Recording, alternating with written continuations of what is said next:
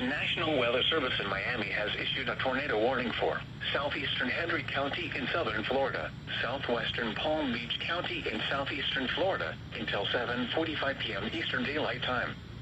At 7:15 p.m. Eastern Daylight Time, a severe thunderstorm capable of producing a tornado was located over Big Cypress Seminole Reservation, over 24 miles southeast of Montreux, moving northwest at 20 miles an hour.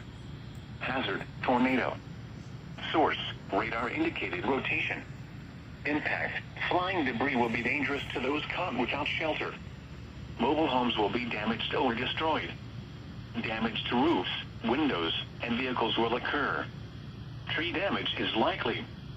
Locations impacted include Big Cypress Seminole Reservation. Take cover now. Move to an interior room on the lowest floor of a sturdy building. Avoid windows.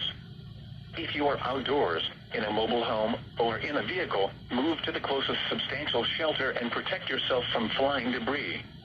Repeating, a tornado warning has been issued until 7:45 p.m. Eastern Daylight Time for the following county: Henry, Florida.